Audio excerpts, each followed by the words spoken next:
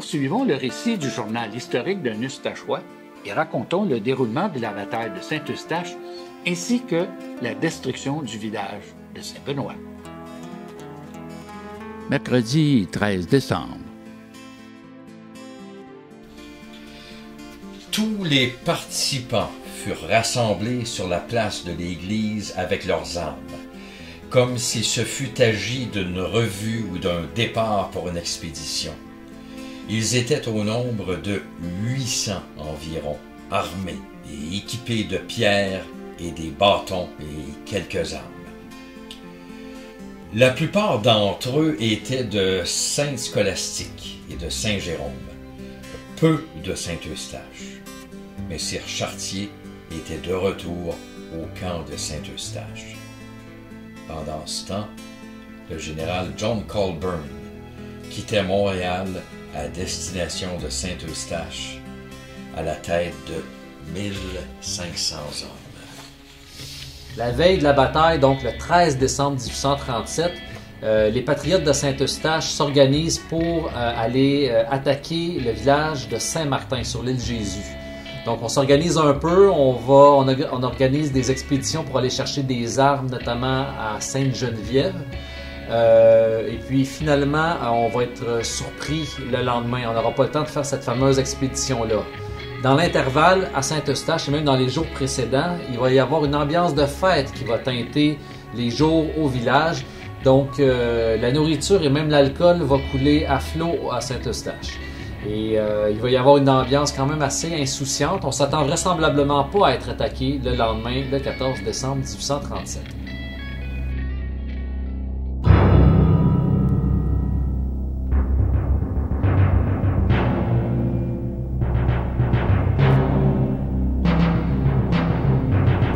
Jeudi 14 décembre.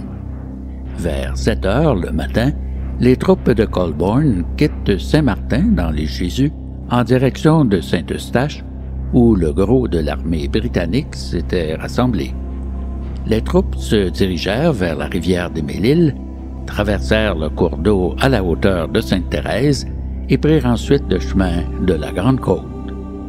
Avant la bataille devenue imminente, Jean-Olivier Chénier se rend auprès de son épouse et il a un long entretien avec elle. Revenu auprès de ses hommes, les préparatifs se poursuivent tout en ignorant l'importance des forces de l'ennemi. Par un froid glacial et dans 2 travées enneigées, les soldats marchent 2 par 2, vêtus de leur fameux habit rouge et portant fusil à l'épaule. Les volontaires de Maximilien Globensky, nouveau seigneur des Mille-Îles en raison de son mariage avec Elmire Lambert-Dumont, prennent un raccourci plutôt périlleux vers Saint-Eustache. Vers 11h15, les patriotes aperçoivent des hommes armés en face de l'église, de l'autre côté de la rivière.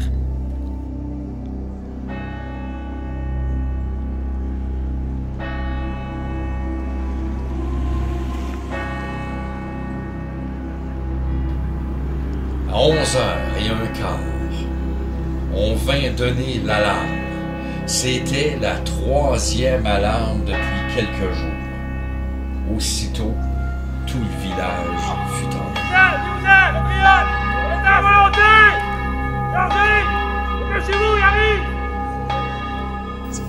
Ils ont vu arriver, du côté de l'île Jésus, ça c'est de l'autre bord, c'est Laval, là. Ils ont vu arriver 1500 soldats anglais, avec les gros chapeaux de forme, avec de la cavalerie, avec des canons. Ben, dans les 600 patriotes qui étaient du côté de Saint-Eustache, il y avait 200 fusils aux 600 gaillards. Les autres avaient des pelles, des fourches puis des pics. Fait qu'il y en a 400 qui ont eu peur, qui ont pris la poudre d'escampette, puis qui sont montés vers Saint-Benoît, puis qui ont été se cacher dans les terres. Il en est resté 200. Vers les 11h15, les vigiles patriotes situés dans les pignons de l'église de Saint-Eustache voient de l'autre côté de la rivière, sur l'île Jésus, une bande d'hommes armés. On croit voir pour la première fois l'armée britannique approcher du village, mais non, ce sont finalement les volontaires qu'on voit, les volontaires loyalistes approcher du village. À ce moment-là, croyant faire face à l'armée, Giraud et Chénier vont envoyer une délégation d'environ 150 à 300 hommes armés pour aller les attaquer l'autre bord de la rivière. Finalement, sur environ 1 km arrive le gros des troupes de l'armée du général John Colborne sur le chemin de la Grande Côte à Saint-Eustache. Giraud quitte inopinément, puis Chénier va demeurer seul leader patriote pour gérer les insurgés sur le champ de bataille. On va placer des hommes armés dans l'église de Saint-Eustache, mais aussi dans le presbytère, dans le couvent et aussi dans la maison seigneuriale de la famille Dumont, qui forment ensemble les principales fortifications, si on peut dire, durant la bataille de Saint-Eustache. Donc, il n'y a pas à proprement parler de fortifications, si on peut dire, mais bien des principales maisons qui forment la place publique du village. L'armée va prendre quelques minutes, voire 1 heure pour, en quelque sorte, scinder le village. On va circonscrire les patriotes au centre du village. On va commencer à canonner le village, puis à resserrer l'étau sur la place publique du village. Chénier lui-même se retrouve dans l'église avec, on pense, 60 à 70 patriotes. La moitié sont armés de fusils, les autres de quelconque instrument oratoire. Alors, on va incendier le presbytère, puis la maison seigneuriale, ensuite le couvent, puis finalement l'église de Saint-Eustache. 14 décembre 1837 à Saint-Eustache, Chénier et sa gang dans l'église ils se cachent. Pas assez de fusils, faut combler les mains de ses amis. On ramassera ceux qui tomberont sous le feu de la cavalerie. Allez, patriotes! J'entends tout près les cris, les déploieurs d'or qui touffent au passage les boulets de canon sifflant. Le vieux brûlot a mis le feu depuis Saint-Joseph, ça se voit. Giraud le peureux à Sacré-Cœur, à Saint-Benoît. Le docteur Jean-Olivier Chénier est dans l'église de Saint-Eustache avec environ 70 individus. Certains ont été rentrés à l'intérieur de gré, certains de force. Les principaux témoignages nous mentionnent que Chénier aurait fait couper l'escalier montant au jubé, rendant ainsi prisonniers certains de ses principaux défendants. Donc certains sont armés, certains ne le sont pas. Alors l'armée est tout autour de l'église de Saint-Eustache. Certains généraux britanniques vont se positionner derrière l'église, moins défendus à cet endroit-là, pour rentrer par la sacristie. On va échanger même des coups de feu à l'intérieur de l'église avec ces principaux soldats-là. Puis un feu va être allumé derrière l'autel de l'église de Saint-Eustache. Puis rapidement, le temple catholique va prendre feu. Et en quelques minutes, tout ça va rapidement s'embraser. Donc s'offre un choix déchirant, c'est-à-dire soit de brûler vif à l'intérieur ou de sauter par les fenêtres donnant sur le cimetière juste à côté de l'église de Saint-Eustache.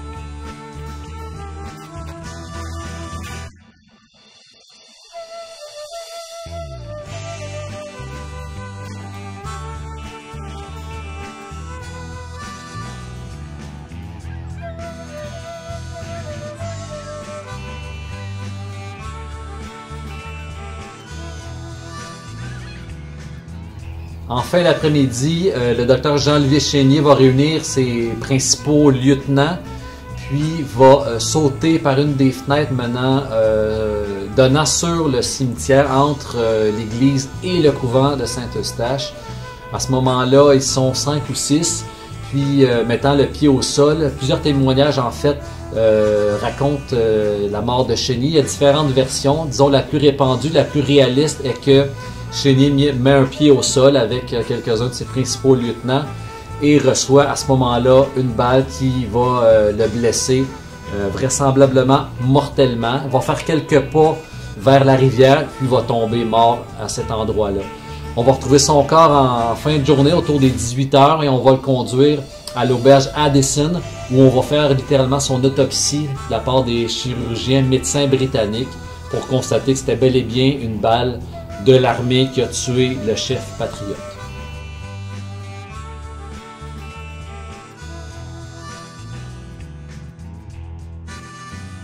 Les soldats anglais ont mis le feu à l'église. Là, ils se sont fait tirer, les patriotes, quand ils sautaient par les fenêtres parce que l'église était en train de brûler. Ça, c'est résumé assez vite. Évidemment, les Anglais, on dit les Anglais, mais c'était des Britanniques, là. Mais les Britanniques, eux autres, ont mis le feu au village de Saint-Eustache. Ils ont quasiment tout brûlé, sauf quelques maisons de pierre d'anglophones. Un drôle de hasard. Puis évidemment, Colborne, lui, a dormi dans une belle maison de pierre au chaud, là, ben tranquille, la nuit du 14 décembre.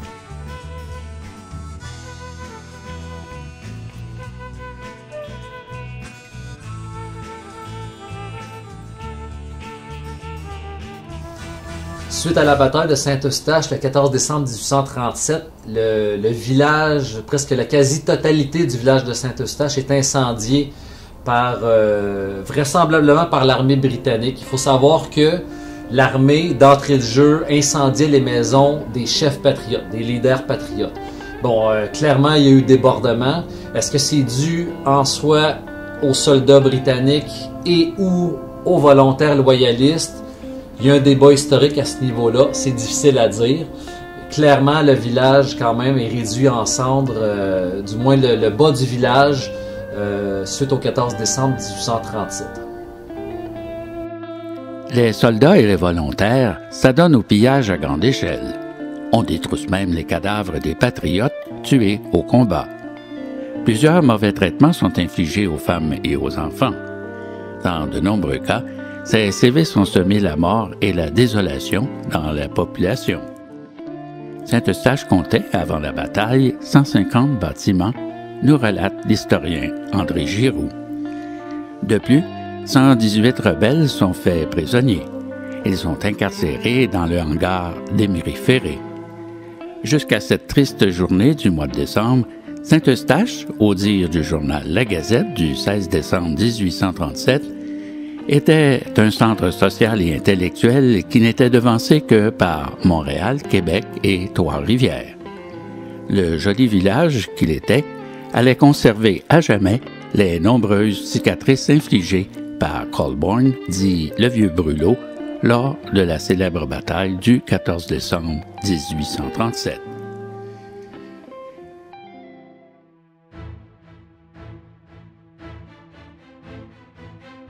À 4h30, les troupes avaient pris pleine possession du village.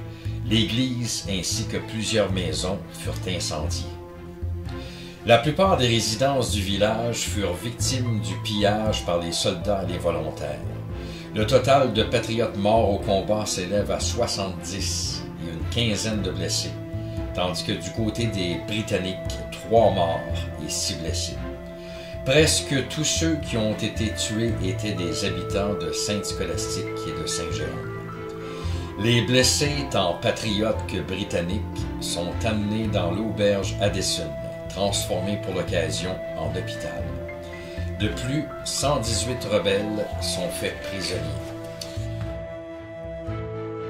Chénier laissait une femme et une petite fille qui ne vivra que quelque temps après sa mort. D'autres membres de sa famille survivaient à Chénier. Un frère, Victor, qui habitait Longueuil, près de Montréal, 2 sœurs qui résideront à Montebello et un cousin, Félix, jeune notaire, aussi établi à Saint-Eustache et mêlé aux événements de 1837-1838. Paraît qu'à l'an 2000, les temps ont changé. On boira de la bière derrière le moulin Légaré, en racontant l'histoire d'un patriote errant. qui se promène sa rivière du chêne en s'écriant. Ça me fait mal, tellement mal en dedans, de voir ma patrie brûler doucement. Ça me fait mal, tellement mal en dedans, de voir mes frères vider de leur sang. Ça me fait mal, tellement mal en dedans, de voir ma patrie mourir doucement. Ça me fait mal, tellement mal en dedans, léguer mon combat à mes enfants.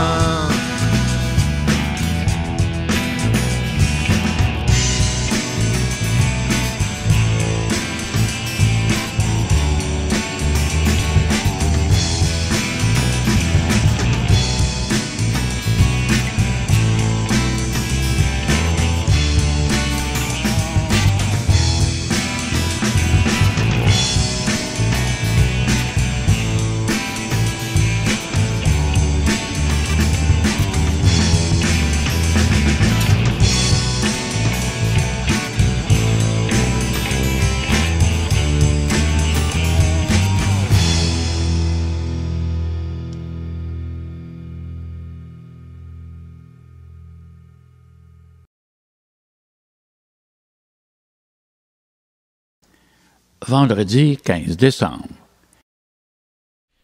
À 9 heures, Sir John Colborne fit sonner la trompette du départ et les troupes royales se mirent en marche pour le grand brûlé, laissant la garde du village de Saint-Eustache aux volontaires du capitaine Globensky. Au village de Saint-Benoît, environ 300 hommes qui ne demandaient pas mieux que de se rendre à discrétion. La fuite des chefs avait découragé leur parti. Le plus grand nombre s'était enfui et les 300 qui restaient ne demandaient que d'avoir la vie sauve.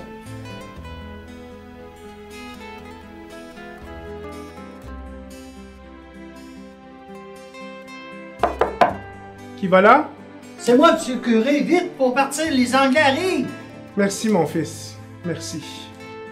Adieu, ma chère Ariane. Je dois partir, les Anglais me recherchent. Ben oui, j'ai su ça. Une récompense de 500 livres sterling pour votre capture. C'est bien trop peu demandé. À mon grand désespoir, je dois m'enfuir. Tu salueras mes bons paroissiens. Puis j'espère qu'on va tous se revoir bientôt.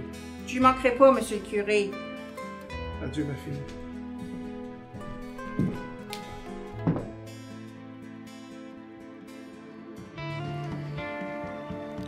Après la bataille de Saint-Eustache, les troupes régulières et volontaires du général Colborne se rendent à Saint-Benoît le 15 décembre afin d'arrêter les chefs rebelles de l'endroit. Sur son chemin, elle rencontre une délégation de citoyens du village. Ceux-ci leur expliquent que les chefs patriotes sont en fuite et que Saint-Benoît n'entend pas résister. Colborne exige alors que les habitants lui remettent toutes leurs armes, ce qu'ils s'empressent de faire. Colborne, Maitland, les soldats, ce qu'ils ont fait, ça a été simple. Ils ont ramassé les armes, ils ont ramassé tous les gaillards, puis éventuellement, ils vont aller porter en prison au pied du courant, puis ils vont s'en débarrasser. Mais tout de suite après ça, qu'est-ce qu'ils ont fait? Ben, les Britanniques ont tout simplement tout brûlé au complet, le village de Saint-Benoît. Quand tu dis au complet, ils ont tout brûlé au complet. Aucune arme pour se défendre, aucun homme, aucun gaillard dans le village pour les défendre. Qu'est-ce qui restait? Les femmes puis les enfants. Vous avez déjà entendu l'expression « les bonnes femmes tout nues dans la rue en plein hiver », ben c'est ça qui s'est passé à Saint-Benoît. À Saint-Benoît, là, imaginez là, les viols, les vols qu'il y a eu. Parce qu'avant de brûler une maison, ben, on va ramasser l'argenterie, on va ramasser les bijoux, on va ramasser le vin, on va ramasser la bonne bouffe. Et après ça, on va mettre tout ce beau monde-là au beau milieu de la rue, en plein hiver. Là, on est le 15 décembre, là, il fait frais, là. Il y a de la neige. Plus de maison, plus de toit. Ça, c'est le 15 décembre à Saint-Benoît. C'est affreux ce qui s'est passé. Là. Je vous en dis même pas la moitié du quart de ce qui s'est passé pour vrai.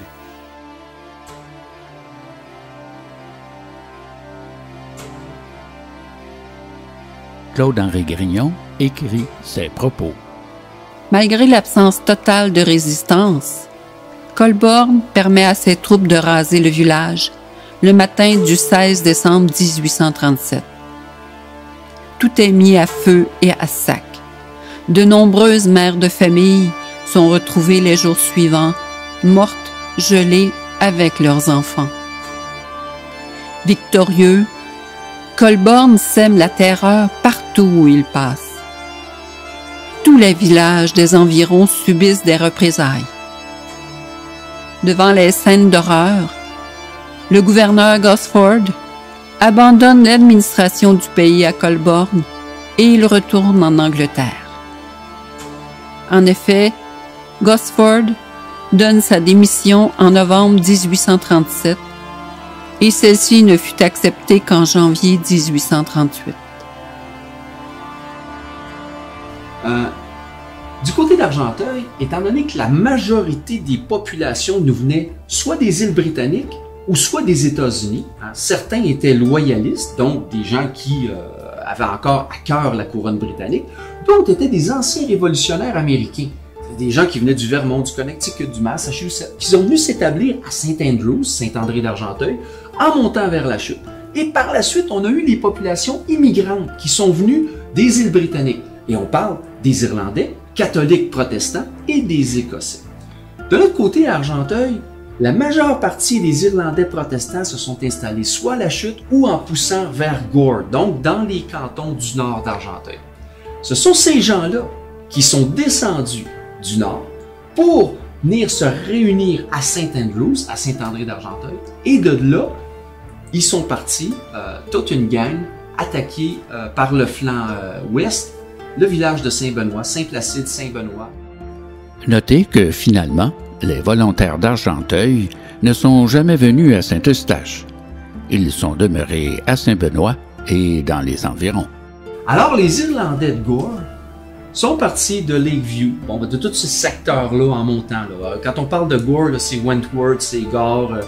Ils sont descendus par la chute. Ensuite de ça, ils ont été s'installer à Saint-André. Puis la plupart des gens de la milice d'Argenteuil, à ce moment-là, qui était une milice volontaire, anglophone, mais il y avait des francophones avec eux autres, se sont retrouvés au baraquement à Carillon.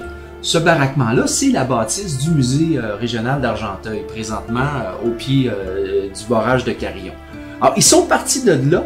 Ils ont poussé par le village de Saint-André, ensuite de ça par les côtes par en arrière, Saint-Placide, en arrivant dans le rang Saint-Placide, ils ont brûlé des fermes, ils ont volé du bétail, ils ont volé du manger pour s'ennuyer. Puis là, on est au mois de décembre, là, on est vraiment 14, 13, 12, 13, 14, 15 décembre. Là. Et on s'enligne tranquillement vers Saint-Benoît. En arrivant à Saint-Benoît, la milice, elle est présente avec Colborne.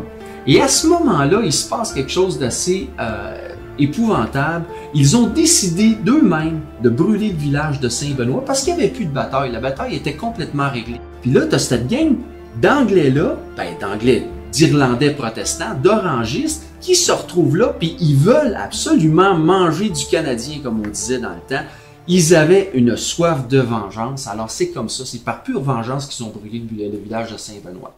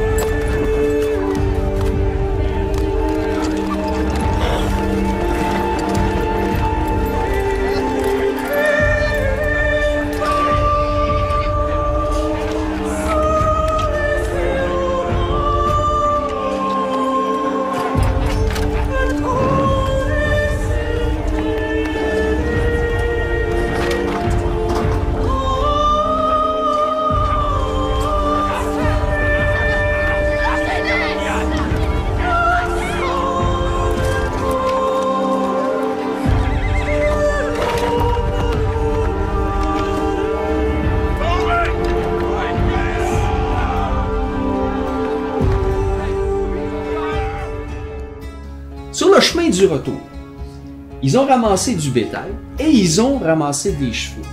Des chevaux sur le rang Saint-Vincent et tout ça. Puis là, ils sont arrivés au village de Saint-André. Puis, leurs boss, dans le fond, les boss de la milice qui étaient là avec eux autres, des Theodore Davis, des Thomas Barron, des Sidney Bellingham, Eux autres, faire la guerre, c'était une chose, mais voler des chevaux, ça ne se faisait pas. Alors, avant qu'ils traversent la petite rivière Saint-André en arrivant au village, ils les ont tenus en joue. Et là, ils leur ont dit, vous allez reporter ces chevaux-là, ça vous appartient pas, ça appartient à des gens. Vous avez le droit de voler des maisons, mais vous n'avez pas le droit de voler des chevaux. Si vous ne le faites pas, au nom du roi, on va vous descendre directement ici. Et c'est comme ça que les Irlandais de Gore sont partis un peu comme la tête entre les deux épaules. Hein? Ils ont été reporter les chevaux dans le rang à Saint-Placide, puis après ça, ils sont repartis à pied, passés par Saint-Andrews, montés à la chute, puis sont retournés dans le Gore. Hey, un voyage à pied là, qui les a duré pas mal de temps.